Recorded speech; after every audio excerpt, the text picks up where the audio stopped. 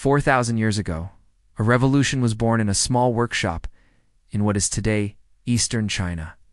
It would change the world forever. See, for most of human history, writing was expensive and rare.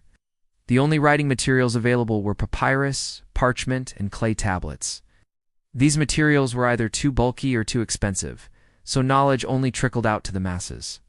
If you wanted to learn how to read, you'd have to travel to a scribe and beg for lessons. Even then, once you learned how to read, there weren't many books to read. And if you did find a book, it was so expensive that you might have to buy it with your life savings. Not only was it hard to get a hold of writing materials, but it was also difficult to preserve knowledge. Many early books were written on scrolls made from long strips of papyrus or vellum, which were extremely fragile. They often fell apart after being read a few times. Others were written on clay tablets, which were heavy, expensive to make, and impossible to erase.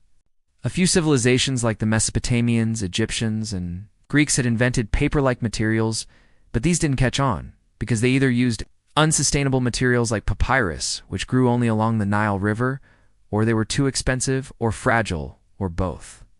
Because of this, whenever a great work of literature or science was written, only a handful of people could read it, and even fewer could afford to buy it. Knowledge was hard to share, and even harder to keep safe. This made it difficult for civilizations to build on each other's discoveries and inventions, which may have led to some civilizations taking thousands of years to invent things that we consider quite simple today, such as the wheel.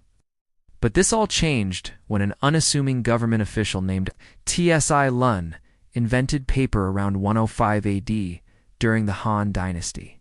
He mixed together mulberry bark, hemp, rags, and fishing nets, all materials that were easily accessible and inexpensive.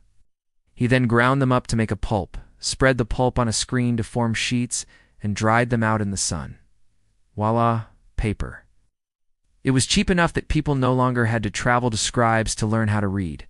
It was lightweight enough that books could be carried around easily. And it was durable enough that books could be read hundreds of times without falling apart. In fact, paper was so good that it quickly became the preferred writing material across the empire, and eventually the entire world. Paper was such a revolutionary invention that it helped to double the literacy rate of China within just 2 centuries. It also helped to kickstart the world's first great library, the Library of Alexandria, which became a hub for scholars and scientists from across the known world. In fact, it was paper that enabled the ancient world to function. It allowed ideas to spread quickly and easily, which helped to spur innovation and invention. It also helped to preserve knowledge, which allowed future generations to build on the work of their ancestors. In short, paper made the ancient world a smaller place. But paper's impact was even greater than that. Once paper became widely available, it didn't take long for people to realize its potential for mass production. In the 8th century, a Chinese inventor named Bai Sheng developed the world's first printing press, which allowed entire pages to be printed at once. This made books and other written materials even cheaper and more accessible, which led to the spread of literacy and education. And yet, despite paper's many benefits, for centuries, Europeans remained largely ignorant of its existence. When paper did eventually make its way to Europe, it took almost 200 years for it to catch on. Even then, Europeans were slow to adopt it because they were used to writing on parchment. However, as the printing press and movable type began to be used more widely in Europe, paper became more popular. By the 15th century, paper had completely replaced parchment, and the printing press was helping to spread the Renaissance ideals of humanism and classical learning.